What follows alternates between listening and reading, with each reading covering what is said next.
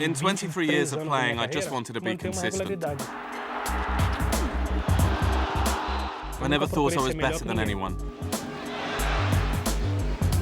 I didn't want to be anyone's hero. I just tried to be me, Roberto Carlos. To be happy and to have fun.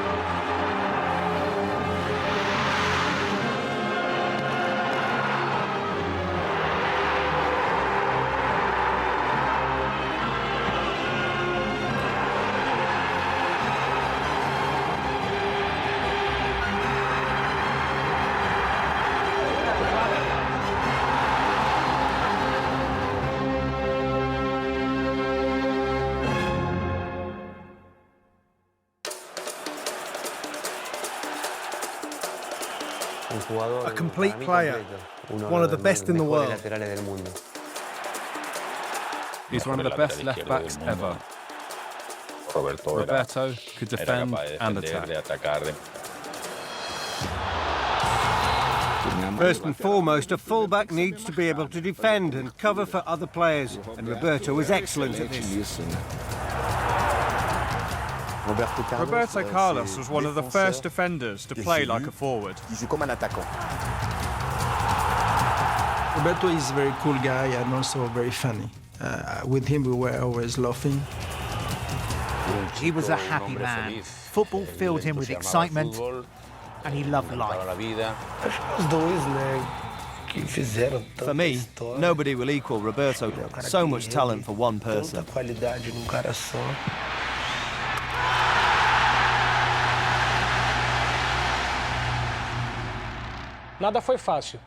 Nothing was easy for me, but I speak about what happened in the past with pride, because it's part of my story. You can't forget your past, even if it was tough. I had trials at União São João, and in the first trial match they played me as a left winger, and in the second game the left back got injured. I rose up through the ranks very fast. I started in 1988, and in 89 I was already training with the first team. In 1990, I'd become a first-team regular. Many people took notice of him because of his pace, his shooting ability, and his technical quality.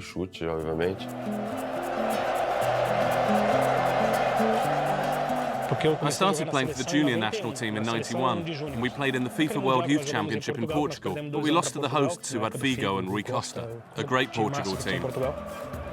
I came back to Brazil, and I spent another season with União São João. And I was able to be pretty consistent there, which sparked Palmeiras' interest in me. They had a great side at the time, and they signed me in '93. I suddenly found myself in a dressing room with the likes of Cesar Sampaio, Marzinho, Edmundo, Antonio Carlos, Kleber, and Evair. When Roberto Carlos arrived, he was so friendly, a really good guy. He had that physical presence, which singled him out. His quality in terms of shooting and passing, combined with his physical strength when marking players, was noticed by all of us players straight away. It was when he was playing for Palmeiras I became aware of Roberto Carlos, because he was showing promise in a fantastic team.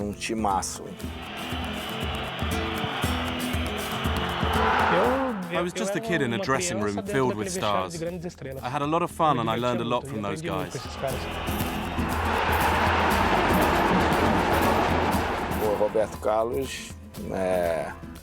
It was during this time that Roberto Carlos really started to make his mark. And I think he ended up becoming one of the best full-backs in the history of Brazilian football.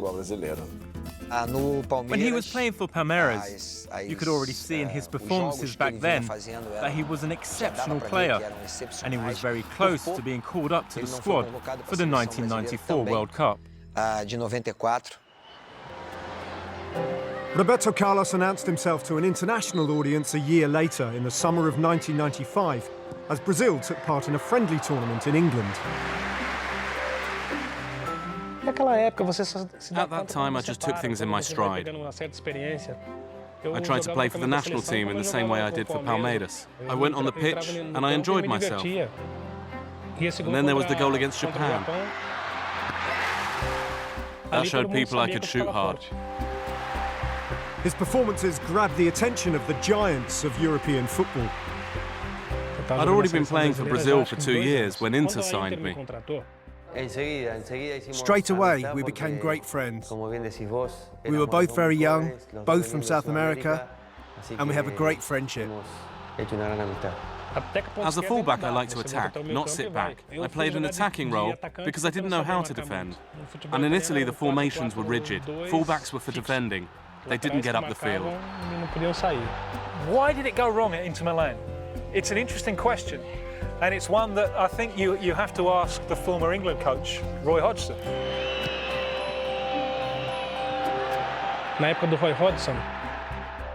During Roy Hodgson's time at the club, because he was English, he wanted a more direct style of play.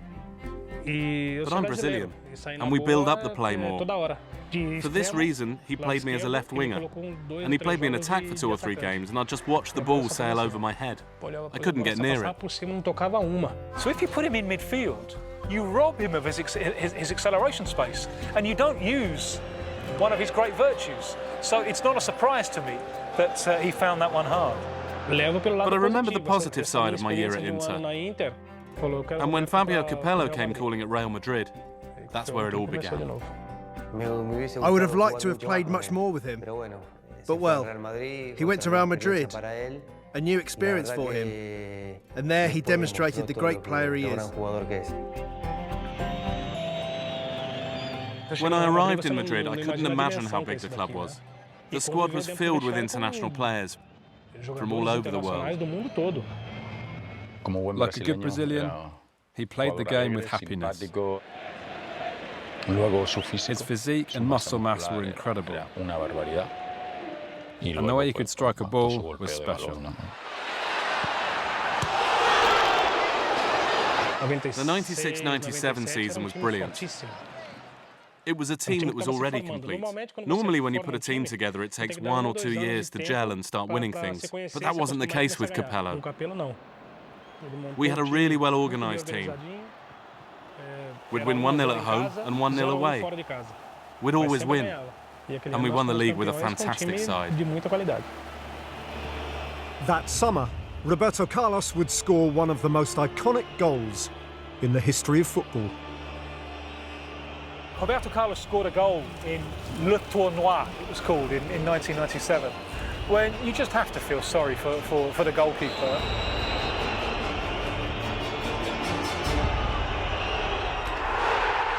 He strikes the ball, and it's as if he's guiding the ball by remote control afterwards. I'll make it swerve a little bit that way, and then a little bit that way. Absolutely impossible for the goalkeeper. One of the all-time great free kicks, which overnight, I think, makes him a global star. It was an important goal. It was so important in my career. I practiced a lot, but you need a bit of luck as well. I can see the trajectory of the ball, knowing that Partey is also very good. Wow. It perhaps wasn't the greatest thing to happen to his career, because people expected that free kick every time. And I think sometimes that free kick overshadowed some of the great open play from Roberto Carlos. But it launched him to a level of a global star. In the summer of 1997, Fabio Capello left Madrid and returned to his native Italy. Capello has made this beautiful team before Heynckes came. It was a great team. We had Seedorf, Mijatovic, Suker, Fernando Sanz, Hierro, Bodo Illgner, Raúl. That team overcame German opponents Borussia Dortmund in the semis to reach the 1998 Champions League final. Juve was favourite with big names: Zinedine Zidane, Del Piero, Deschamps, Conte has played also. For Mijatovic's goal against Juventus, I took a shot from the left wing and it hit a defender, and Mijatovic put the ball in. It was finished for Juve because, again, the history of the club, the experience of some of our teammates give us the strength to believe that this is our time. Roberto Carlos' victory in the final with Real was followed later that summer by the World Cup in France. Going into the 1998 World Cup, there was an idea that Brazil were a dream team. Remember that Nike had just got involved with them, and Nike, with that airport lounge adverts, they were trying to sell Brazil shirts all over the world. There was this real idea of a dream team. Normally, the group in the Brazilian national team is very positive, happy and united. And that's what it was like in 1998. We had a great team who reached the final. As the fans gathered in Paris, Brazil and France prepared to compete for the ultimate prize. We had lunch that day at 1 p.m. And the atmosphere was very positive. I remember sitting there with several players and we were confident, but not overly so. I was on the phone with Roberto Carlos, and suddenly it happened this moment where he just told me that he needed to stop the call because something happened to Ronaldo. On the day of the final, I wasn't feeling great. And then I had some sort of convulsion. It was Roberto Carlos who was speaking to me. It was him who was in the room with me. And he was very shocked because I was shaking a lot. And I seized up totally for about 15 to 20 seconds. Up until that point, we'd felt like champions. Ronaldo didn't travel with us, and then he came to the stadium after having been to the doctor. So we had to change the team and put Ronaldo, the best player in the world, back in. At that stage, the team had already lost a bit of focus. Zidane scored 2 headers, the only 2 headers he scored in his life. Yes, it was a pity, but we don't think badly of the situation. We didn't do anything wrong. It wasn't football related, it was health related. Some people thought we'd handed the cup to France by losing against them, but nobody knew what happened that afternoon at 2:15.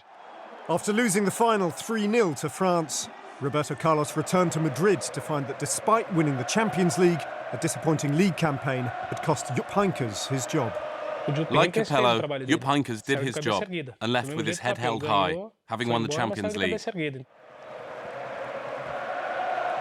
Now under Vicente Del Bosque, Roberto Carlos' club career continued to blossom. Del Bosque, aside from being a great manager, is a great person. He was like a father figure for the players. He was a manager who knew what his team was capable of, and he didn't demand a lot from us because he knew we'd try our hardest. He'd tell us to go on the pitch, play and win. That was and has always been Del Bosque's mantra. In the 99-2000 season, the Champions League would again take centre stage, and a quarter-final match demonstrated Real's attacking flair. The game against Manchester United was the best game I'd been involved in for Real. We found a solution which provided very good results, not just in that tie, and we played like that all the way to the final. The media and everyone else made Valencia favourites for that final. It was extraordinary. And it really grabbed our attention. And then we made it 3-0.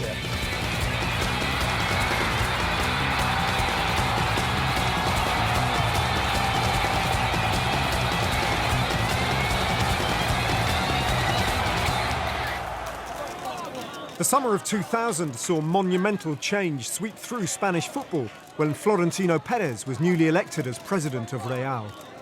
It was the start of the Galactico era when Figo signed. Luis Figo had made the difference at Barcelona. He was captain there. And then our president comes along and grabs our rival's most important player, brings him to Real Madrid. And Perez knew that he'd make our team even stronger. All the players, whether they came from the academy or other clubs, were welcomed by us. Of course, there were different friendship groups, but on the pitch we were united and strong. Real broke the world transfer record in 2001 to sign the French superstar Zinedine Zidane for a reported fee of £46 million.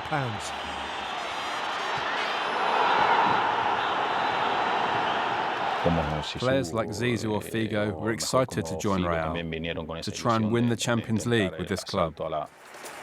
Victory over Barcelona in the semi-finals meant Real would contest the Champions League final for the third time. So after Raul's goal, I also made a great pass to Zidane for his goal.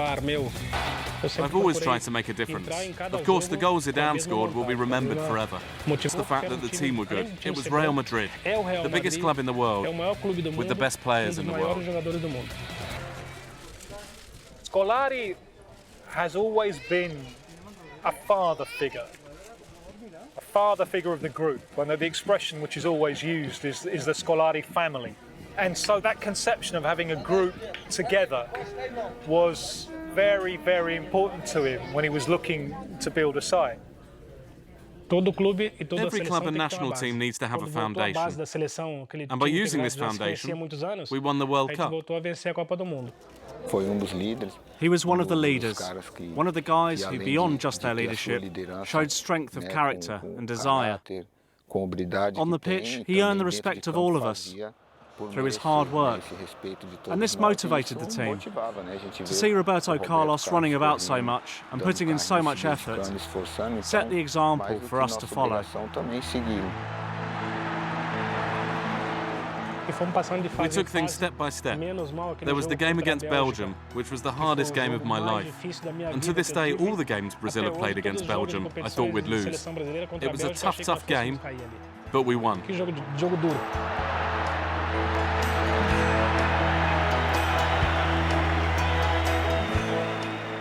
Then there was the game against Turkey, and Ronaldo's goal, which meant we reached the final.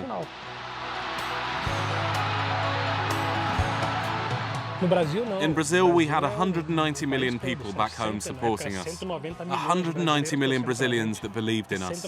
And so we thought, let's repeat 1998 in terms of team spirit. But it was a different feeling when we won, and a great relief to see all the Brazilian people crying with joy, overcome with emotion, celebrating on the street. That summer, his compatriot and fellow World Cup winner Ronaldo joined him at Real Madrid. I spent more time with Ronaldo than anyone else in my life. I even shared a bedroom with him, more often than with members of my own family, because we were roommates for both Brazil and Real Madrid. Well, Roberto was always encouraging, a great ambassador for Real Madrid. We ended up living in the same complex of buildings. He was already living there, and I bought a house there, and so we lived as neighbours for 5 years. It was great to always have a friend alongside me in all of my teams and to experience things together in the dressing room and to share stories. If I had the choice, I would choose to room with Roberto Carlos for my whole career, because he's a guy who taught me a lot. A buddy, a mate, someone I can trust. So I'd happily do it all again, because he's a really great friend of mine. Carlos scored an important free kick against Athletic Bilbao on the final day of the season, when we had to win to clinch the league.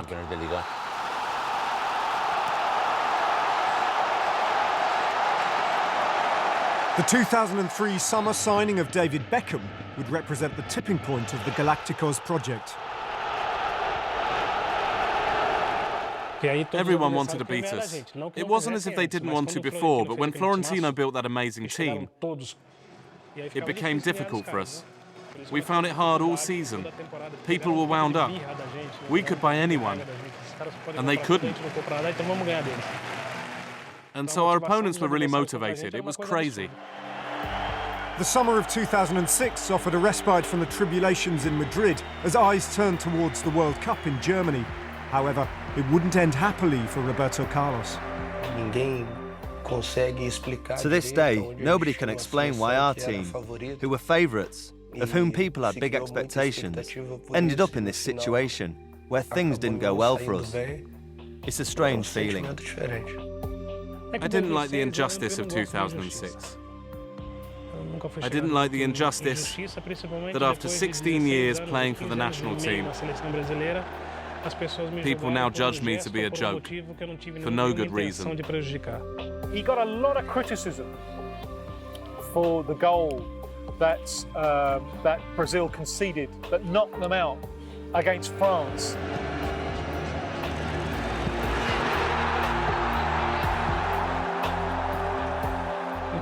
People were saying bad things about me because of what happened with Henry.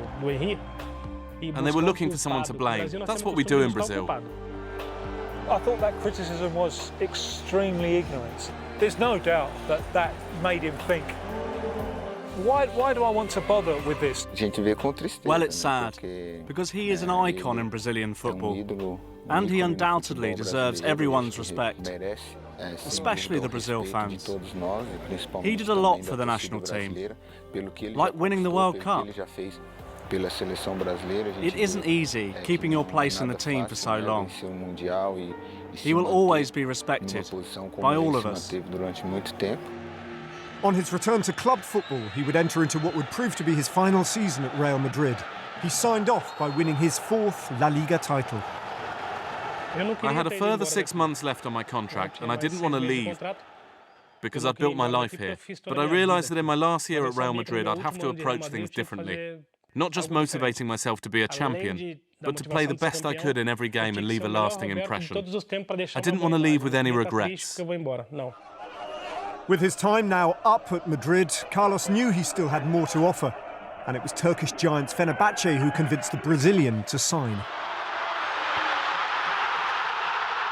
I spent a week training there, and then I spent another week with the director, and the vice president came to my house and insisted that if I were to leave Real Madrid, I should join Fenerbahce. I wasn't going there as a superstar, but with my experience, I helped Fenerbahce improve. After leaving Turkey, Roberto Carlos had spells back in Brazil, then Russia and India, before finally hanging up his boots. His career will be remembered not just for the trophies he won, but for defining the role of the modern-day fullback. Well, I think he has left a legacy of being a truly efficient and powerful fullback, and without doubt, a player who was a true winner. Great free kicks, passes, goals. It was a pleasure to watch him. He was one of a kind. I don't think we'll ever see someone again with the talents he had. For me, Roberto will be remembered as the greatest left-back and the best friend I've made in football. Roberto will be in my top 10. I'd always choose him as one of the most amazing players to have played for Real Madrid. If you pick the best 11 in Real Madrid history, Roberto Carlos is there because of his heart and approach to the game. He's a kind and talented guy. I see myself as happy. I'm a friend, I give advice, I'm always laughing. That's the image I want to leave of myself forever. And you can have a look at the trophies in the cabinet.